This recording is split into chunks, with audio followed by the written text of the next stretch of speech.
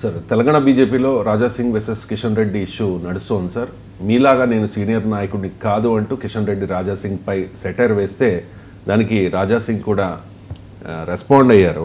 నన్ను మాత్రమే లక్ష్యంగా చేసుకుని విడదీసి అడ్డంకులు సృష్టిస్తూ ఉన్నారు, కలిసి పనిచేద్దాం ఐక్యంగా, నాకు టైం ఇవ్వండి కిషన్ రెడ్డి గారు అంటూ ఆయన రిక్వెస్ట్ చేశారు సార్.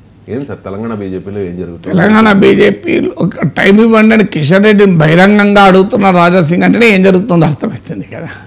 సో ఏం జరుగుతుంది అనేది అర్థమయ్యటానికి మనకు చాలా స్పష్టమైన ఇండికేషన్స్. ఒకటి, పార్టీ రాష్ట్ర అధ్యక్షుని ఇప్పటి వరకు ఎంపిక చేసుకోలేకపోయిన స్థితి. అసలు అంతకుముందు 2023 వరకు ఈవెన్ శాసనసభలోనే బీజేపీ పక్ష నేతను కూడా నియమించుకోలేని దుస్థితి. అప్పుడు రాజా సింగ్, రఘునందన్, రాజేందర్ ముగ్గురు ఉండే. సో ఆ ముగ్గురులో ఒక్కరిని ఎంపిక చేసుకునేటువంటి పరిస్థితి కూడా బీజేపీకి లేకుండే, తెలంగాణ బీజేపీకి. అది మొదటిగా మనం చూసాం. రెండో, ఇప్పుడు రాష్ట్ర అధ్యక్షుడిని కూడా ఇంకా నిర్ణయించుకోలేదు. కిషన్ రెడ్డి ఒక కేంద్ర మంత్రి అయ్యాక ఆ ప్లేస్లో నియమించాలి. చాలా పేర్లు ఊహాగానాలు కూడా చేసి పత్రికలు, మీడియా కూడా అలసిపోయింది, నిలబడ్డది. అందుకే ఈ మధ్య వస్తలు గమనిస్తే అనరోలు రామచందర్ రావా, బండి సంజయ్ మల్లస్తడా, ఈటల రాజేందర, మనోహర్ రెడ్డి, సో ఎంతమంది పేర్లు మనం చూసాం. చింతల మీకు రకరకాల పేర్లు వస్తూనే ఉన్నాయి.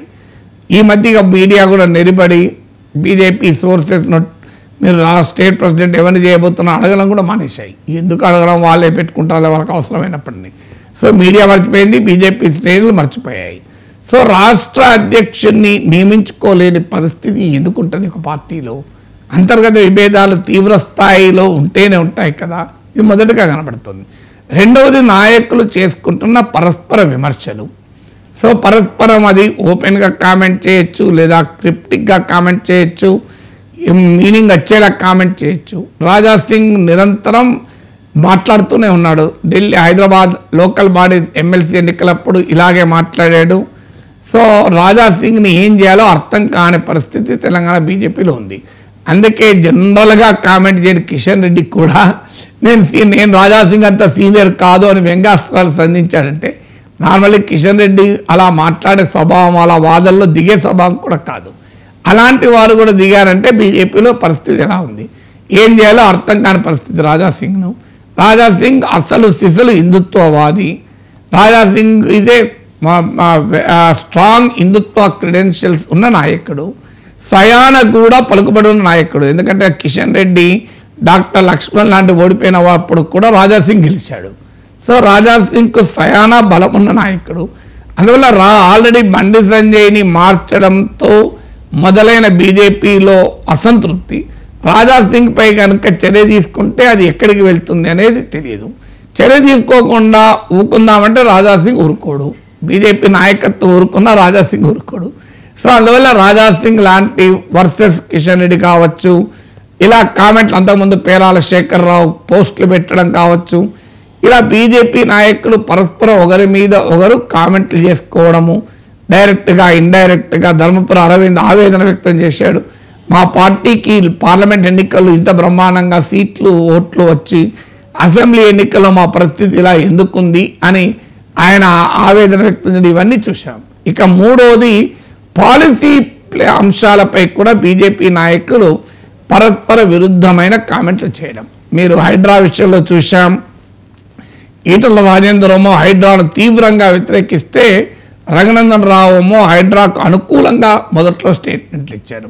ఈ మధ్య కవిత ఎపిసోడ్లో కూడా రఘునందన్ రావు కవిత పాదయాత్ర చేయబోతోంది, కొత్త పార్టీ పెట్టబోతోంది, June 2 రోజున స్టేట్మెంట్ ఇస్తే కిషన్ రెడ్డి వారిస్తూ వ్యాఖ్యలు చేసినట్టు కూడా వచ్చాయి. రఘునందన్ రావు పేరు చెప్పకపోయినా ఇలా పార్టీ పొజిషన్ను ఎవరు పడితే వాళ్ళు ఇష్టం వచ్చినట్టుగా చెప్పడాన్ని అంగీకరించము అని ఇండికేషన్ కూడా ఇచ్చినట్టుగా వార్తలు వచ్చాయి.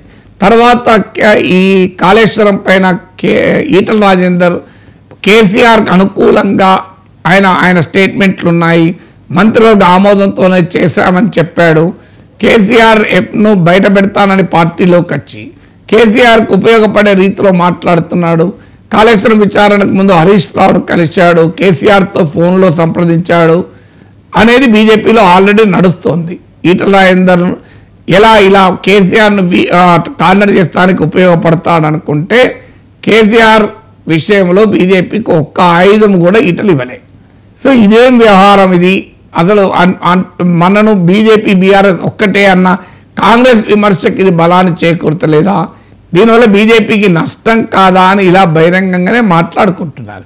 అందువల్ల ఇవాళ మొదలైంది కాదు ఇది మీకు ఇట్లా వివిధ రూపాల్లో తెలంగాణ బీజేపీలో ఉన్న గందరగోళము, క్యావోస్, ఒక రకంగా అస్తవ్యస్త పరిస్థితులు నిరంతరం రిఫ్లెక్ట్ అవుతూనే ఉన్నాయి కదా. అందులో Raja Singh episode is only a symptom of a larger malaise. Telangana బీజేపీలో ఉన్న ఆ సమస్యల్లో ఒక సిమ్టమ్ మాత్రమే రాజా సింగ్. అందులో Raja Singh is not a problem, is a symptom of a problem.